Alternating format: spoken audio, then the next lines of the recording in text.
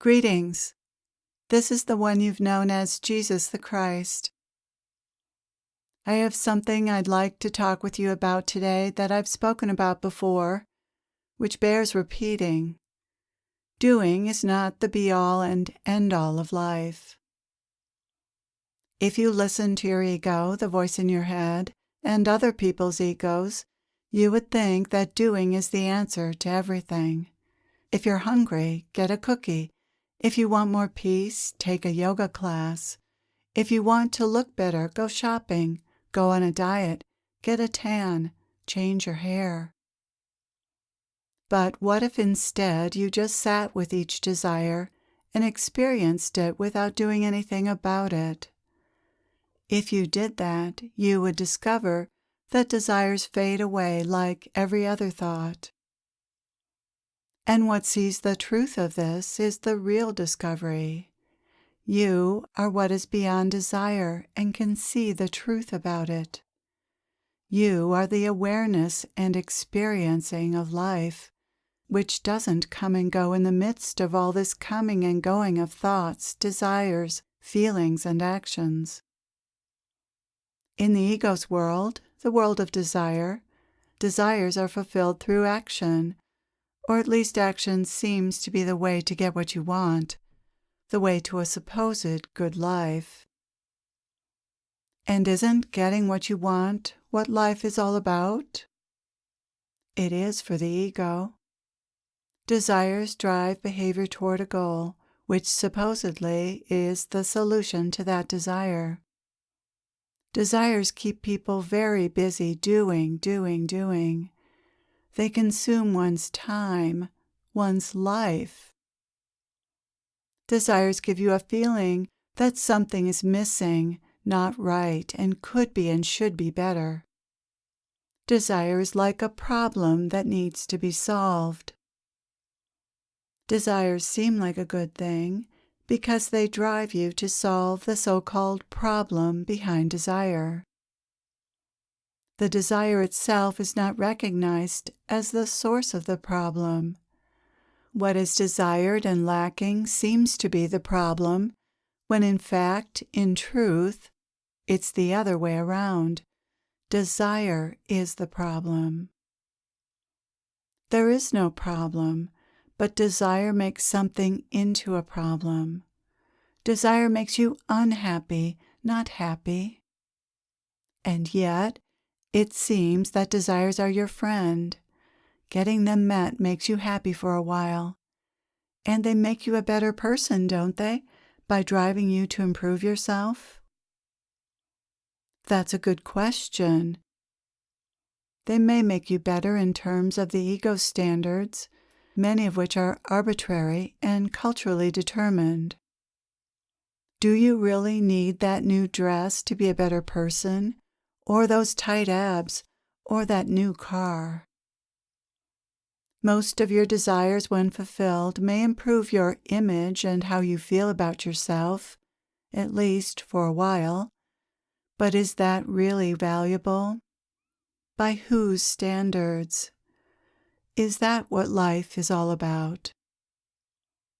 The happiness that comes from fulfilling such desires is very fleeting, and there are always more desires to chase after.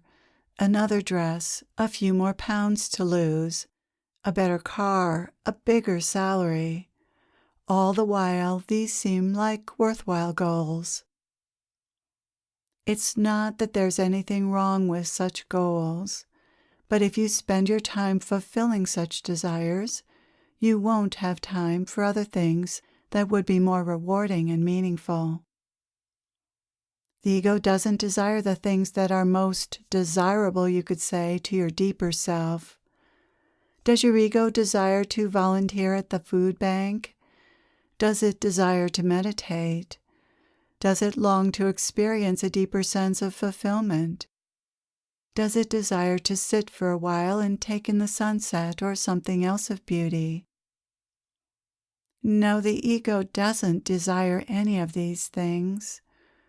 The ego doesn't desire spiritual or psychological growth. It doesn't desire a deeper connection with others. It doesn't desire to serve others. It isn't even what wants peace or what wants to love. It only wants to be loved. No, there are lots of things the ego does not desire. The ego isn't what is curious or wants understanding. It isn't what wants to grow through new experiences. It isn't what wants others to be happy. It isn't what wants peace and love in the world. It isn't what wants to be good and kind to others. No, the ego is not what is best about each of you. Its desires are self-centered and superficial. If you make your life about those desires, you will only be so happy, and that happiness won't last. There are two kinds of doing the ego's bidding and doing the divine self's bidding. Doing the ego's bidding will lead to a self-centered and superficial life, while doing the divine self's bidding will lead to deep and lasting happiness and fulfillment. And that doing will also include resting, just being, meditating, and simply experiencing and enjoying life just as it is. Those things are not on the ego's to-do list, and yet they are the most important things of all to do. The problem with being busy doing the ego's bidding is that it keeps you from the more important doing of resting and just being and experiencing who you really are. The world is full of doers, and look what that has gotten you. Those who touch people and speak to their soul are those who stop and just be, and who create and speak and do from that place of non-doing. Those are the healers, the spiritual teachers, the artists and the alchemists. They are the transformers, for your world cannot actually be transformed in any meaningful way by the doers. Yes, the doers might provide better things for everyone, but those things will bring only fleeting happiness for those who do not know who they really are. And the pursuit of things often keeps people from such deeper discoveries. For those who do know who they really are, not much beyond the basics is needed to be happy and content. Seek ye first the kingdom of heaven, and all else will be added unto you.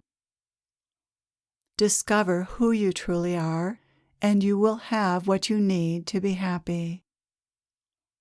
Not only does knowing who you are make it possible to be content with little, but it gives you access to the inner guidance you need to create a happy and abundant life, not just a life full of things, but a life that feels abundant, blessed, and overflowing with love and peace. That is what everyone really wants. Seek ye first the kingdom of heaven, and you will live in a heaven on earth. You will be an expression of heaven, and you will draw to you all you need. And your life will no longer be defined by desiring things. This is the law of attraction. You naturally attract what you need to you when you are in a state of grace, when you are aligned with your divine self. You attract what you need, and you naturally know how to cooperate with the life that is living you to create the life you are meant to live. And this life is not about things or even experiences, but about living as an embodiment of the divine in the world. The ego cannot give you that life. It will give you a different kind of life, a conventional life, a life like most people are living. The ego doesn't know about love or true happiness. It only knows how to create temporary happiness by going after things and experiences that offer a little excitement and pleasure for a while. That's fine. There's nothing wrong with this. But make no mistake, this is not what life is about. And if you think it is, you will be very disappointed, and most people are. You are not reaching high enough if you are settling for this kind of happiness. A deeper kind of happiness is available once you know who you are and feel connected to all that is. Then you will have access to the joy, peace, love, and gratitude of your true nature. You will have come home. You are much greater and more magnificent than you may realize, and I am here to tell you that. You must not settle for being the small, struggling, desiring, always lacking, always striving self. That is not who you are. That is only what you believe you are when you listen to the voice in your head. That voice is a lie. It doesn't know who you are. It can't lead you to who you are, and it won't ever tell you the truth about who you are. You have to look to those who already know who they are to discover the truth about who you are. You have to be humble enough, or have suffered enough, or both, to look beyond the voice in your head for answers. And those answers are there. But first, you have to see clearly who you are not. This is not easy unless you periodically stop doing the ego's bidding. The ego won't make room in your life to discover who you really are because it doesn't want to know the truth. That is not one of its desires. You have to make room in your life for this, and you will when you're ready. This you is the you that is awakening from the illusions spun by the ego. If you are not ready right now, you'll be ready sometime, and this message is preparing you for that. You are being notified through this message that another way of being is possible, a new life, one that is divinely guided, not guided by your ego. This is a clarion call to awaken out of your slumber, out of the unconscious default mode, into a new life guided by love, joy, peace, and compassion. This new life will lead to a new world on earth as you awaken one by one to the truth of who you really are. The time is late. There is no time to wait. We need you to awaken so that you can do your part in transforming the world. It must be transformed from the inside out, through a transformation of consciousness. No other way will do. The inventions and innovations needed by your world will come from those like yourselves who are in touch with who they really are, and channeling wisdom, peace, inspiration, and new ideas into this world.